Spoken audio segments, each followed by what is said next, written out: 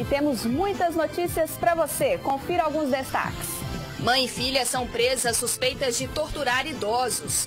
Laboratório de drogas em mansão é descoberto pela polícia. Mulher que se passava por policial é presa com notas falsas. Após reportagem, prefeitura corta a árvore que ameaçava cair. E mais, Festival de Queijo em BH reúne produtores de 600 cidades de Minas.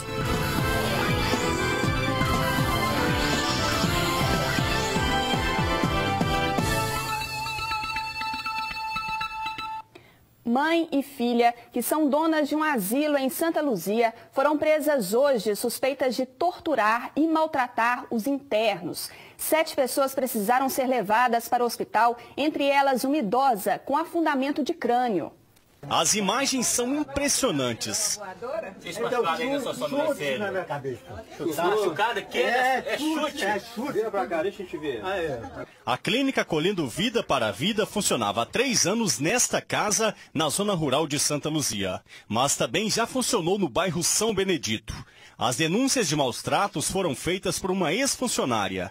No local, havia 50 internos, entre idosos acamados e pessoas com transtorno mental. 7 foram encaminhados para um hospital da cidade e 2 foram levados pelos familiares. Até mesmo a delegada ficou assustada com o que viu. Tanto tortura física como tortura emocional, psicológica.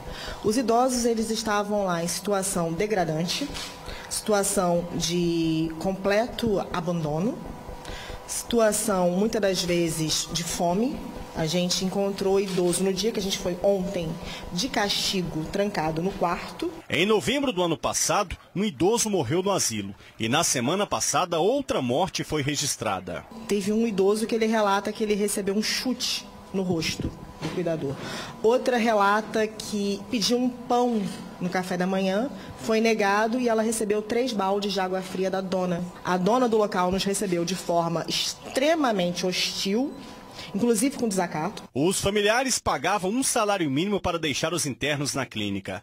Para a delegada, ali era um depósito de humanos. Enquanto ela estava na presença deles, eles não falavam. A gente entrou, a gente só pôde ouvir baixinho alguns idosos falando: foi Deus que mandou vocês, eu não aguento mais sofrer. Elizabeth Lopes Ferreira, de 47 anos, e a filha dela, Poliana Lopes Ferreira, de 27, estão presas. Ainda de acordo com informações da polícia, elas seriam as donas da clínica. O próximo passo das autoridades a partir de agora é tentar localizar os familiares dos internos. Eles podem responder por abandono de incapaz. Infelizmente, a gente não está tendo uma resposta positiva dos familiares. A gente deve ter hoje lá algo em torno de 40 pessoas.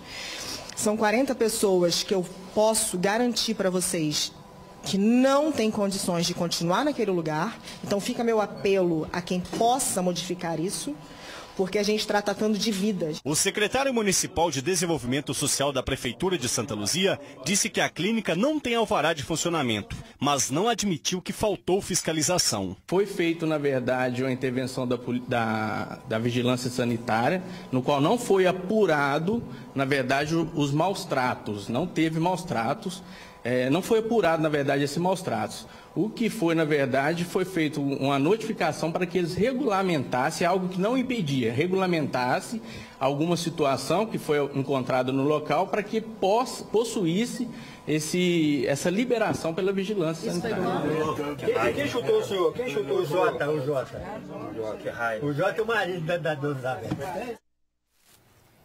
A Polícia Civil realizou hoje, em BH e Contagem, a Operação Infância Reavida 2. 5 pessoas foram presas suspeitas de compartilhar arquivos pornográficos de crianças e adolescentes. Dentre os presos, um finlandês naturalizado brasileiro de 78 anos. Foram apreendidos vários equipamentos eletrônicos que serão periciados. A polícia prendeu uma mulher suspeita de se passar por policial civil para repassar dinheiro falso no comércio da capital. Ela já tinha passagens por estelionato e voltou a ser investigada depois de uma denúncia pelo número 181. Roseli Ramos Soares, de 33 anos, já tinha passagens pela polícia por estelionato, o famoso 171. Ela havia sido presa em fevereiro na cidade de Ouro Preto. Monitorada pela Polícia Civil, foi detida novamente por suspeita do mesmo e de outros crimes. Roseli foi presa no bairro Minas Caixa, em casa, após a polícia receber denúncia anônima de que ela se passava por policial e aplicava golpes na região. No local, a polícia apreendeu mais de R$3 mil em notas falsas. A polícia também encontrou camisas e boné da Polícia Civil, além de um distintivo e da carteira que ela usava para manter a farsa. No quarto da mulher, os investigadores localizaram essas duas réplicas de pistolas, uma arma de choque e uma submetralhadora de fabricação artesanal que estava escondida num buraco dentro de uma banheira. Ela agia em comércios, fazia compras e passava moedas falsas. Recebia o troco verdadeiro, oferindo lucro com isso. E, geralmente, quando ela percebia que havia alguma dificuldade, alguma suspeita, ela se identificava como policial para se intimidar essa pessoa e trazer legitimidade àquela ação. Com o rosto encoberto pelo capuz do agasalho, Roseli afirmou que não praticou golpes na região onde mora. No Lagoa Santa eu fui, mas esse processo eu já respondi. Jamais que eu iria fazer isso na favela. E tentou justificar o uso de documentos falsos. Disse que sonhava ser policial. Era o meu sonho e minha mãe teve câncer, eu não tive condições de passar. É um sonho que virou um pesadelo. Segundo a polícia, o carro da mulher, um ponto prata, também seria usado na prática de crimes. Havia já denúncias anteriores da participação de um carro de características semelhantes no tráfico de armas e drogas. Estou guardando porque eu sou ameaçada por um ex-namorado meu. Ele falou que se eu entregar ele vai me matar e matar meus filhos. Agora eu vou correr o risco de ser morta. Um homem foi preso após montar um laboratório de drogas em uma mansão em Lagoa Santa, na região metropolitana de BH. Um comparsa dele, que seria o responsável pela execução de inimigos, foi preso em Curvelo, na região central do estado. Foram 4 meses de investigação que resultou na prisão de 2 membros importantes de uma quadrilha de tráfico de drogas. Segundo a polícia, eles eram bem organizados e com alto poder aquisitivo. A ideia de manter em depósito, estar transportando quantidades expressivas de cocaína, armas de grosso calibre, a polícia se satisfaz com isso. É o famoso batom na cueca. Um dos suspeitos, Wilson da Silva Sá, de 39 anos, foi preso em casa. Ele vestia uma camisa do Sindicato dos Oficiais de Justiça. O criminoso foi preso em Lagoa Santa, na região metropolitana de Belo Horizonte, onde estava construindo uma casa de alto padrão. Segundo a polícia, era neste local que funcionava o laboratório de drogas. Na casa foram apreendidos 3 quilos de cocaína em pó já prontos para entrega, além de diversos materiais para o preparo de entorpecentes, como peneiras, balança, produtos químicos, liquidificadores, micro-ondas e até uma prensa. O segundo homem detido é Bruno de Souza Pereira, de 29 anos. Ele era o matador da quadrilha e foi preso em um sítio em Curvelo, na região central do estado. Com Bruno ainda foram apreendidas 2 camisetas da Polícia Civil que eram utilizadas para ter acesso à casa dos inimigos. A informação deles, do próprio Bruno, que essas camisas eram usadas com o fim específico de facilitar o acesso aos imóveis dos seus desafetos, na crença de que, assim, essas mesmas pessoas, em desarmonia aí, seriam exterminadas, seriam executadas, está nesses termos. De acordo com o delegado, as investigações continuam até que todos os membros da quadrilha sejam capturados. Nenhum dos criminosos detidos tinha passagem pela polícia. Um ladrão levou poucos segundos para furtar um veículo estacionado no bairro Cruzeiro, aqui na capital. A ação foi registrada por uma câmera de segurança. Veja. As imagens mostram quando o homem se aproxima do carro que está estacionado. Ele para na calçada, estica os braços como se estivesse espreguiçando e depois abre a porta do veículo sem a menor dificuldade. Em seguida, vai embora. A ação é rápida, nem dá para desconfiar que ele não tinha chave. O dono do veículo estava trabalhando quando o carro que estava estacionado neste ponto da rua foi furtado. Ele contou que levou apenas 20 minutos para terminar o serviço que fazia em um prédio aqui na região. Quando voltou, foi surpreendido. Olhou para um lado, olhou para o outro e cadê o carro? Nem sinal do patrimônio, que ele levou um tempo para conseguir. É um carro que é uma conquista, como outras qualquer que a pessoa tem, né? E a gente tem o direito de usufruir das coisas que a gente compra. Pode ser um carro, pode ser o que for.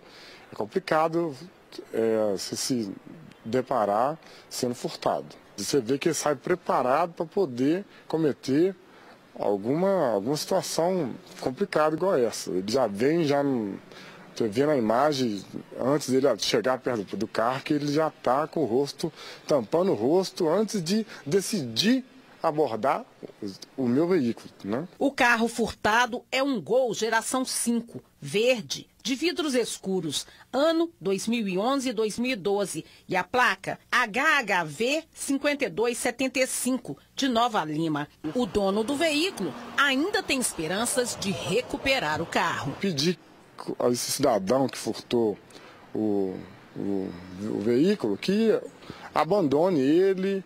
Eu não sei para qual finalidade que furtou, mas é complicado você trabalhar e fazer as coisas honestamente e a pessoa vir furtar.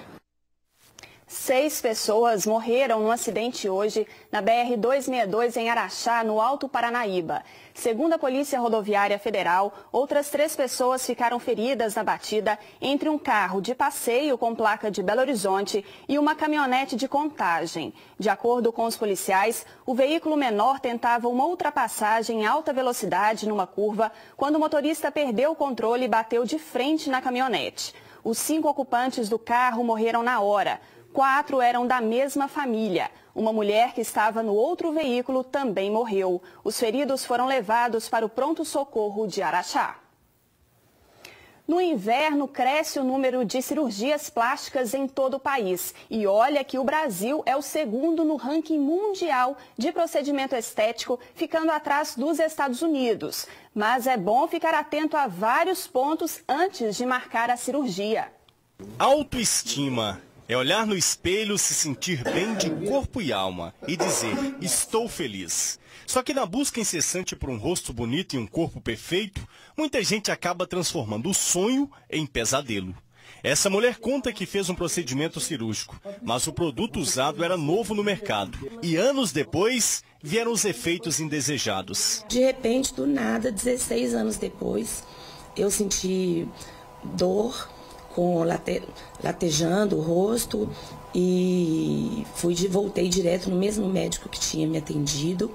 Ele, pelos recursos da dermatologia, ele tentou de várias formas reduzir a inflamação, mas aconteceu uma fibrose. Segundo a Sociedade Brasileira de Cirurgia Plástica, o Brasil é o segundo no ranking mundial de cirurgias. Entre os procedimentos mais procurados estão o aumento de mama e a lipoaspiração. Esse médico explica que é preciso escolher um bom profissional na hora de fazer uma cirurgia plástica. Deve ser um membro especialista da Sociedade Brasileira de Cirurgia Plástica ou com título especialista registrado do CFM. Muita gente sonha com a chegada do verão, para exibir aquele corpão bonito. Mas é no inverno que a procura por cirurgias aumenta. Não somente no inverno, mas também no período de férias. Julho, dezembro e janeiro, teoricamente, são os meses que a gente mais faz as cirurgias eletivas, cirurgias plásticas, por questão de férias, que as pessoas podem tirar férias e ter outras pessoas que podem também tirar férias para ajudar esses pacientes nas cirurgias. Daiane sempre quis colocar prótese na mama. Muda basicamente tudo, né? A autoestima da mulher melhora, a segurança de mulher também melhora, porque era algo que me incomodava muito. Mas para olhar no espelho, encontrar a tão sonhada felicidade e aumentar a autoestima, é preciso tomar alguns cuidados. Foi o que a Daiane fez. Como eu já conhecia o meu médico, eu já tinha essa certa segurança com ele, por saber que todos os resultados dele eram positivos e que ele fazia parte de todo esse processo na medicina. O jornalismo da TV Alterosa já mostrou casos de mulheres que morreram depois de cirurgia plástica. Em outubro de 2018, a bancária Renata Bretas, de 36 anos, morreu após colocar silicone nos seios e fazer lipoaspiração nas axilas. Aquelas pessoas que estão mostrando pré e pós-operatório pré e pós, fotos de pré e pós, sempre mostrando aqueles resultados lindos e maravilhosos, sempre, isso não existe, ele não está sendo sincero. Então você tem que esperar que seu médico seja sincero de esclarecer os prós e os contras, te dar a conduta necessária para que você tenha os melhores resultados com a melhor segurança possível. Segundo o Tribunal de Justiça de Minas Gerais, de janeiro a dezembro do ano passado, foram encontrados 7 processos envolvendo cirurgias mal sucedidas e que pedem danos morais. Agora é hora da previsão do tempo em toda Minas Gerais. Os detalhes agora no mapa.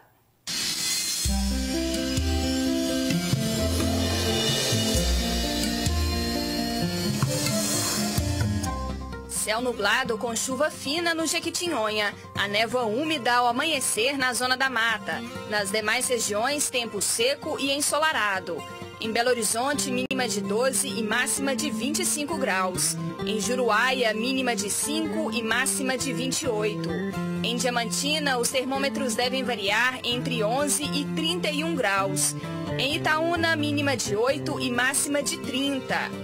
E em Patos de Minas, mínima de 10 graus e máxima de 33. Você sabe, né? O Jornal da Alterosa é a voz do povo. E um morador do bairro Taquaril, aqui em Belo Horizonte, chamou a nossa equipe para denunciar um problema. Depois que estivemos lá, o caso foi resolvido. Olha só. A raiz da árvore destruiu parte do passeio e, segundo o morador, ameaçava a casa dele. O IP foi plantado na rua Melchior Dias, no bairro Taquaril, em BH. Eu espero que vocês me atendam aqui para poder resolver esse problema numa boa, sabe? Porque eu já não sei mais o que fazer. Depois que a TV Alterosa deu voz ao morador, a prefeitura providenciou o corte da árvore. Os funcionários tiveram trabalho, já que os galhos estavam muito grandes. A prefeitura informou que a primeira vistoria no IP foi realizada em maio deste ano e que toda poda ou corte precisa ser avaliado por uma equipe responsável, o que demanda tempo. Segundo a prefeitura, de janeiro até agora já foram realizados cerca de 6 mil cortes e mais de 22 mil podas de árvores em Belo Horizonte. Também quer fazer alguma denúncia? Mande pra gente. Basta enviar os dados para o nosso WhatsApp. Anota aí, 98814-1360. O DDD é o 31. E não saia daí, porque em instantes vamos mostrar dicas da agenda cultural. E também detalhes sobre o 3º Festival Queijo Minas Artesanal, que será realizado em BH. Fique com a gente, voltamos daqui a pouquinho.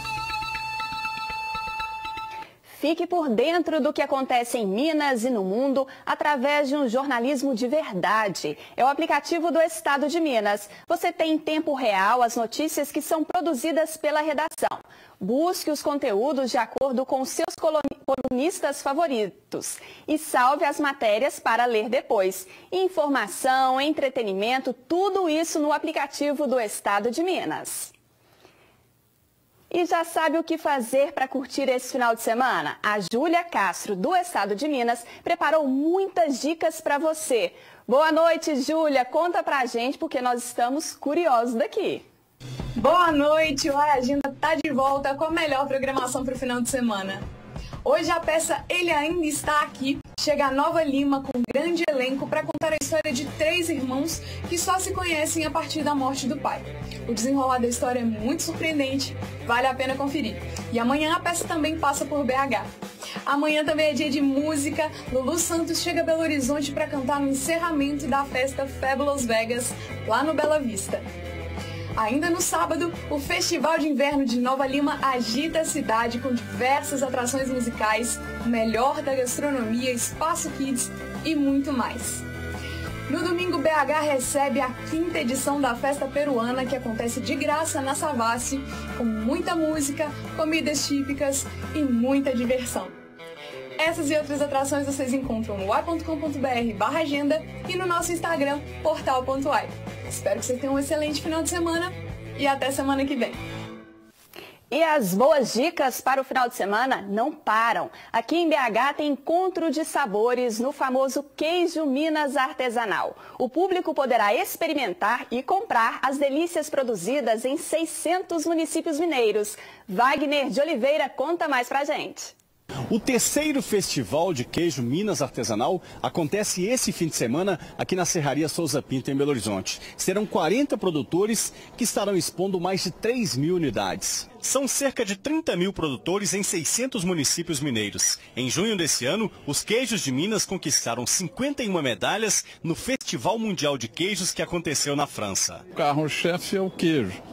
Mas nós temos também outros produtos, como mel, como azeite, até vinhos mineiros, cervejas artesanais, cachaça. A ideia era mostrar esses produtos para que a sociedade os conheça e, consequentemente, compre, melhorando assim a renda desses produtores, que em sua grande maioria são produtores artesanais. Ainda de acordo com o presidente da Federação da Agricultura do Estado de Minas Gerais e do SEBRAE, o momento atual é de expansão nos negócios. Agora a legislação já está bem mais adequada. Acabou de sair o selo arte, que foi publicado a medida último dia 24. Então, isso caracteriza que o produto é artesanal. 7 regiões de Minas serão representadas no festival. Cada um tem um chefe de cozinha responsável por pratos que estarão à disposição do público. Eu estou representando a região do Cerro com 3 maravilhosos pratos. Um deles é o arroz gratinado com queijo do Cerro. O outro é uma tilápia empanada na farinha de pão de queijo, também muito sucesso. E a coxinha de rabada com queijo do Cerro também, que eu garanto que vai ser sucesso na feira. O produtor está ali junto, falando sobre o produto, contando a história, o modo de fazer. Eu acho que essa nova geração de consumidores, eles se importam muito com isso, né? E o festival será realizado então na Serraria Souza Pinto, amanhã de 10 da manhã às 10 da noite. Já no domingo, de 10 da manhã às 8 da noite. Ingressos pelo site a R$ 15 inteira e R$ 7,50 meia. Obrigada pela companhia ao longo da semana. Segunda-feira estaremos juntos de novo às 7h15 da noite. Bom final de semana para você. Tchau!